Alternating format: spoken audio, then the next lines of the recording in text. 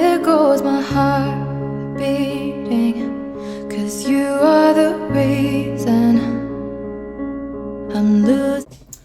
Okay. So we are pregnant. Sorry, I just have such a hard time believing it. And I'm about to tell you why. So, as you guys know, we have been trying for so long, since my husband's reversal. And we were doing the OPKs and the testing and all of that. Well, the month that we got pregnant, I still can't believe it, because it's like we were not even trying. That month, I decided that we were taking a break. Yes, like, because I was emotionally and mentally, like, I was drained with that process. And what I mean by that is, if you have been trying for a while, you know what I'm talking about. After trying for so long, you're like, I'm done. I'm just gonna let whatever happens, I'm done. And mentally, I was at that point. And I knew, once I started thinking like that, I knew that I needed to take a break. I was like, nope, I gotta take a break. I need this. I didn't want to worry about the testing. I didn't want to worry about if I was pregnant or not. I didn't want to worry about, let's try this, let's try that. I just didn't want to do it. I wanted a full-fledged break. So once the last cycle was done, I had no more tests, no more pregnancy tests in the house. I had OPKs, but I was like, I'm done. I'm not going to worry about it this cycle. We're not going to try. Took the OPK as usual, because I wanted to see, of course, making sure I was still ovulating and things like that, but I wasn't doing any pregnancy tests. I wasn't doing anything like that. I ovulated early this cycle, actually, that cycle. And I was like, okay, whatever. And my husband, of course, when I'm doing that stuff, he has to be like right there, because he wants to see, because he wants another baby. And just as bad as I do. So I came back and he's seen the test and he's like, so are we going to try? Come on, we got to try. We got to do this. And I told him, I was like, and I started, I didn't sit him down. I was just like, I really don't want to this cycle. Like, I would like to take a break. And he got upset. So I gave in and we did it. Even though we didn't want to, we still did it. And then the second night came and he wanted to again. And I just told him, I'm really not up for it, but let's just do it. That was it. That's all we did. That's it. The third night came and I told him again, and he's like, so you're just giving up? I was like, I'm not giving up. I need a mental month for myself. Just let me get my mental stability back on point. And so he's like, I can't believe you're giving up. And he kept telling me that. And I'm like, I'm not giving up. And I was so mad at him for like a week for him telling me that, because I told him I wanted to take a mental break for myself. So some time passes and I'm not paying attention to like days past ovulation. I'm not anything like that, because I was working full time and I was doing the books and things like that. And so I wasn't focused on that, because we only did it twice. And in my head and stuff like that, I was like, it's not going to happen, because look at how many times we did it in the past. We did it for like, we followed like the 2 days before ovulation and then for like a week straight after ovulation, and it just never stuck. So we only did it 2 days. It's not going to happen. I'm good to go. Wait for my next period to start. About a week or so passes and I'm starting to notice that my boobs are really starting to hurt. And I'm like, okay, it's fine. Because my boobs usually hurt during ovulation anyways, and a little bit after. It's no big deal. So I'm going about my business for like a couple more days, about a week. And Bubba gets sick. So I'm like, okay. So I had to stay up with him because he had a fever. And I was like, dang. So I had to keep him by me. I had to get up every 4 hours, rotate his medication. I had to put him in a cold bath with me. And I was like, dang, what's wrong with him? Well, about 3 days later, my husband came down with it. And I was going to work, and I told him, stay away from me. Like, I gotta work. Like, we switched places. I'm bringing in the money. You have to stay away from me. He's like, give me my kisses and give me my loving, because my husband is a very big cuddler, like real big. Now, people are always like, you don't fall asleep cuddling and stuff like that. My husband does. Like 24/7, without a doubt, without missing a beat. My husband kisses me goodnight, and he's all like, good night, I love you, you're beautiful. Waking up in the morning, literally, it's in his arms, kisses me in the morning, tells me he loves me and how beautiful I am. Since the day we got together, like, it's been like that every day. Seriously. At first I was annoyed with it. Still gets on my nerves a little bit, but I'm so used to it, I'm like, okay. So back to that. So I come home, and I'm sitting at work, and I just felt like crap. I just felt like crap. My body was so tired, and it was like my body was heavy, and I got a headache, and I was like, shit, I'm getting sick. But I also copped it up to my sarcoidosis, because I still have residual symptoms from my sarcoidosis, which makes me very tired sometimes. Like, I get super tired, I get super grossed out, I get nauseous, and it's just something that I lived with, so I'm used to it. So I pushed all that off to my sarcoidosis on top of me getting sick. And I come home, and I look at him, and I'm like, you got me sick. And he's like, what's wrong? So I told him, I was like, I just don't feel good. And so I'm going to take a shower, and I want to lay down. Like, I need to sleep. My body is telling me sleep. And I remember I was getting in the shower, and my whole body just felt heavy. Not like achy, just real heavy. And I was just so tired. And this bout of nausea came, and I was like, what the fuck? And I was like, my sarcoidosis, I'm getting sick, so I've got to, reel it in. So I got in the shower, treated myself in the shower, pampered myself, and did an exfoliating, and just really pampered myself in the shower, and felt better. But my body was still telling me, lay down, like, you cannot, I'm about to just not pass out, but my body was just like, lay down. Like, we're just going to lay down right here. So I'm sitting on the bed, and here it comes. I wanted chicken. And the vegan chicken was not kicking. It was not working. It was not satisfying what I wanted to eat. And so my husband went and got me chicken. Yes, I broke vegan. I ate some chicken. And I'm sitting there, and I'm like, what the hell? And I literally ate this whole chicken. I ain't even gonna lie to you. I'm not gonna lie to you. I ate the whole chicken. Okay? Yeah. And I knew something was up. And I was like, ooh, okay. All right. Well, I got a text from a friend, and she told me, oh my gosh, I'm COVID positive. And I'm like, girl, I feel so sick right now, and I just ate this. And she's like, no wonder you've been tired and stuff like that. She goes, take the test. So I took the test. Came back negative for the COVID. And I was like, my husband comes in, and I just was like, go get a pregnancy test. And he's like, for what? And I'm like, will you please just go get a pregnancy test? I'm like, because I'm sitting here eating a freaking chicken. I don't have COVID. I'm like, it's going to come back negative anyways, but I just want to make sure that this is just my sarcoidosis symptoms heavy.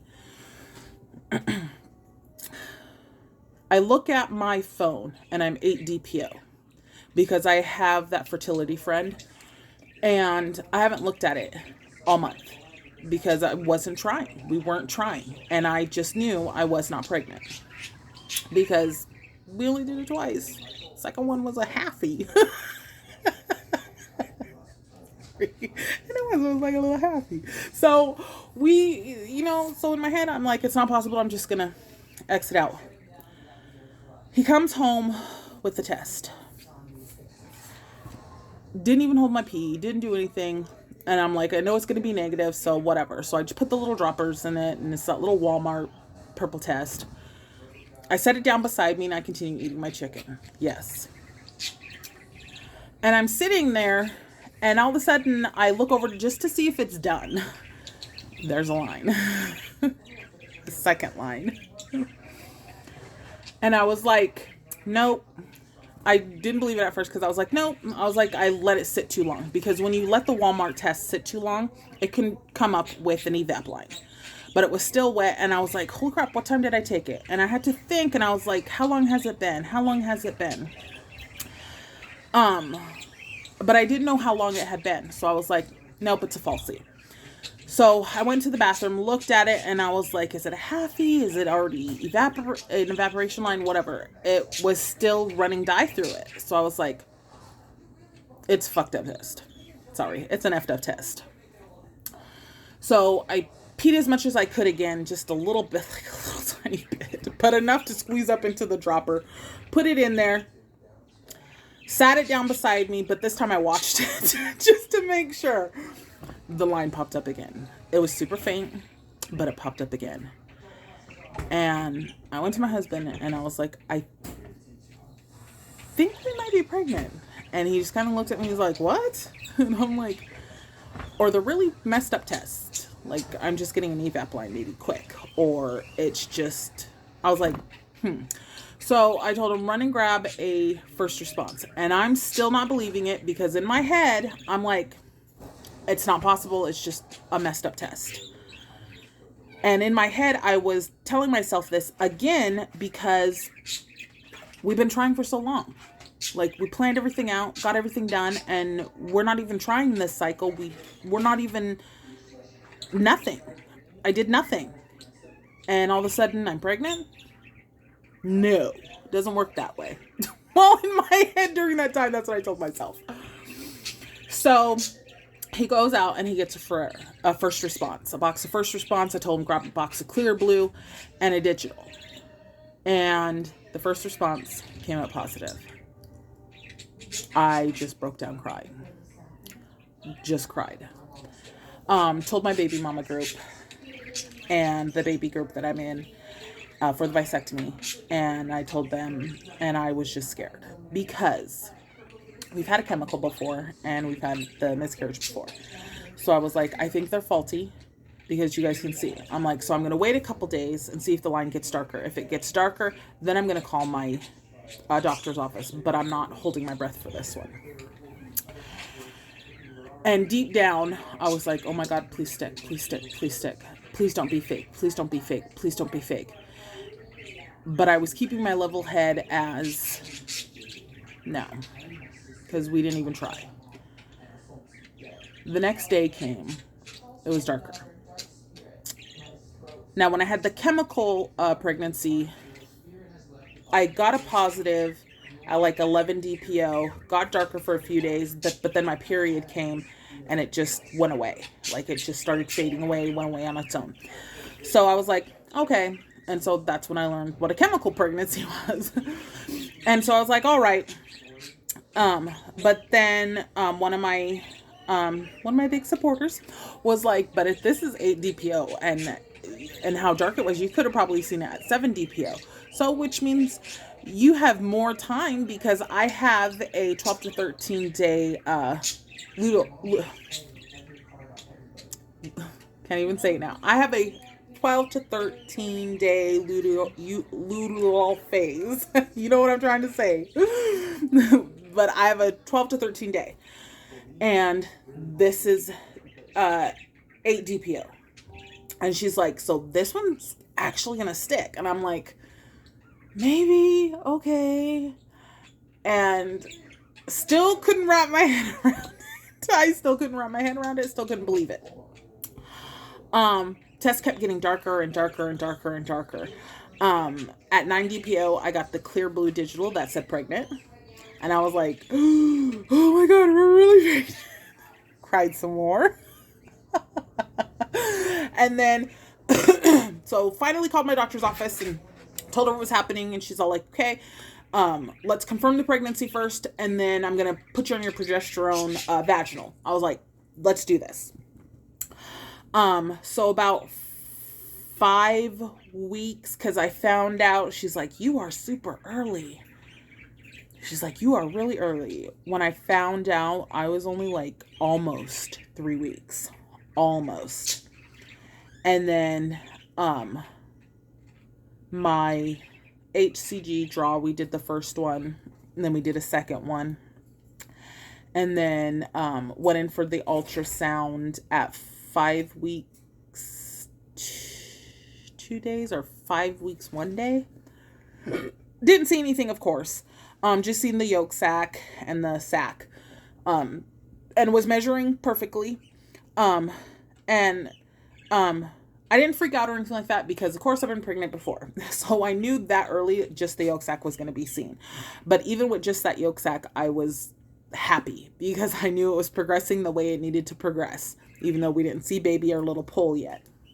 So I wasn't worried or anything like that. Went back and did another ultrasound a couple weeks ago. Oh, I should have told you guys.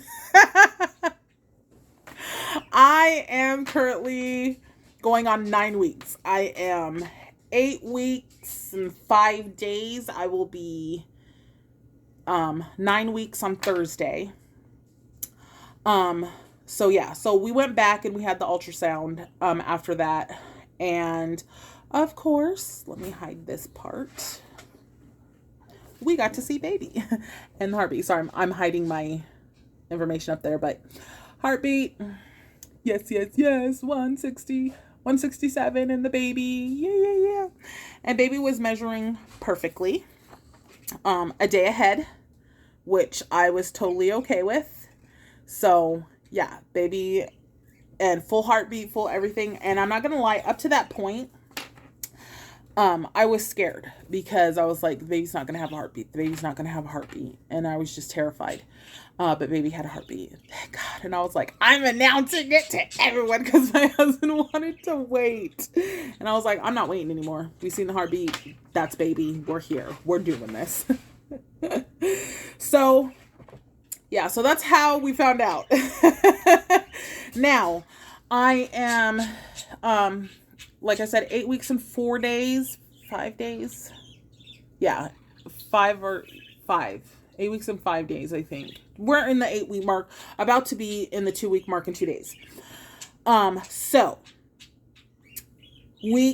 from the week after I found out to that, I was still working and stuff. Week 4 kicked in after we found out. Week 5 is when it all started.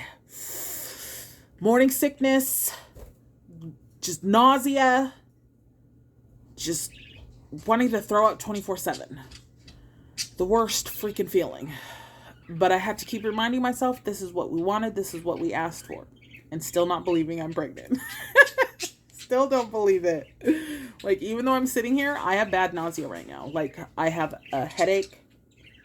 I got that nausea feeling in my nose. Like, I need to throw up. And tired. I just actually woke up from napping on my husband's chair in the living room. So yeah. Week 6, nausea got worse to where I actually started throwing up. Yeah, and I threw up at work one time. Oh, it was so God. Yeah. And it's not like morning sickness, guys. It's like all day. Like all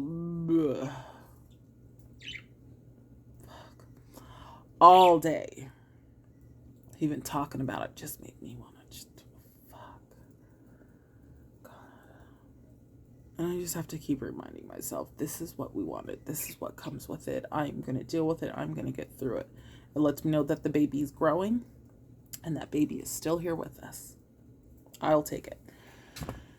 Week 7, same thing. Just super overly tired. Wanting to eat 24/7. Just wanting to do all that. And just tired. Like I said, tired. Super tired. So I have been living on these fabulous little things right here. Yes, ginger chews. They are miracle workers. And lots of water. Downstairs. Downstairs. And lots of water. Yeah, Gin chews. I have been living on them for the past week since we picked them up. My husband went and got me some while I was still at work, but and I stopped working, and we decided to switch back. I am now back at home. Home mom and dad is now working full time, because I personally didn't want the stress of working and doing what I was doing, and then having to worry about the pregnancy and making sure that I was eating what I needed to be eating. There was no extra stress on me and the baby. I just wanted to be home and focus on growing a baby. Like, that's what I want to focus on growing the baby. When my body's telling me to lay down and take a nap, I want to be able to lay down and take a nap. When my body is telling me eat something, I want to be able to get up and eat it. I just didn't want the work environment and the stress of that, because of what I was doing, and worrying about their business and worrying about their companies and things like that. I didn't want that. I wanted to just focus on me and focus on my children here at home, getting a new schedule set, getting all that set. So getting my kids what they needed and what needed to be done, so I could just focus on growing this baby, making sure this baby sticks and stays with us this time. And if you've miscarried, you know exactly what I'm talking about. My stress level went up when I seen the ultrasound. They were like, yes, you're pregnant. And that's when it was like, shit, oh my God, I got to keep this baby healthy. I got to do what I need to do. So yeah. So, and I still worry that we're going to miscarry. And that's always in the back of my head, because we've miscarried before. So it's in the back of my head. But like I said, I wanted to take that extra stress off me, and I wanted to just be home, and I wanted to just focus on growing the baby and doing what I needed to do and listening to my body. So that's what I'm doing. So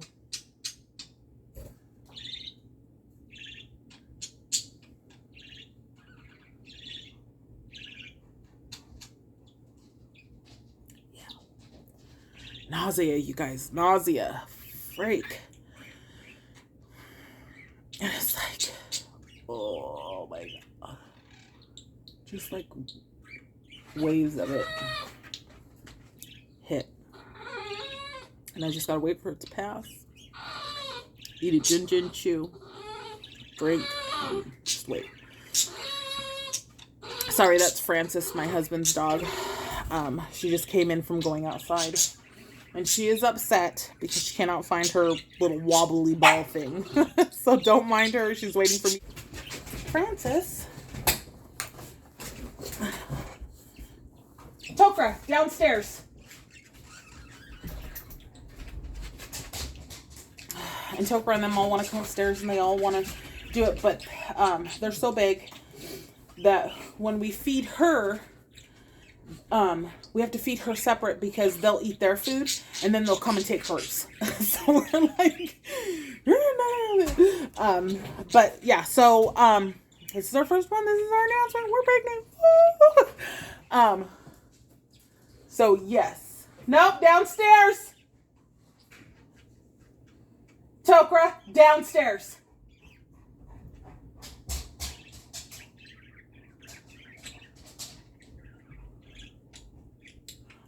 So yeah, this video is so long already. Oh my gosh, I'm gonna have to cut it down. So yes, so next update will be, the end of my 9 weeks. So next week sometime. So 1 video per week. Because I was going to wait to post up until we hit our 3-month mark. But I'm so excited. And my husband is so excited. He thinks it's going to be a boy, but it's about to be another girl. Because I just know. I had a dream. I had a dream. It's going to be a girl. And we got the names picked out already. We got everything Good. And I'm still just in disbelief. Even though it's like right in front of me, growing in my womb. I'm still in disbelief, you guys. Like, I just can't believe it. Like, we waited for this moment for so long. And it's now here. And we were planning it. Like, we just weren't planning it like we usually do. And we were planning it, but not planning it. You know what I mean? Like, we weren't trying. And just made it. It happened. So, yeah. So, I will see you guys on the next update and have more, like, things like that. It's just still unbelievable, like I said, to me. Super tired, super nauseous, constipation, diarrhea, eating everything, wanting to throw up every 5 minutes. That's what is happening. See you guys for the next one. It'll be better put together. Hopefully. I love you, I love you, I love you, I do. I've loved you before I even knew you.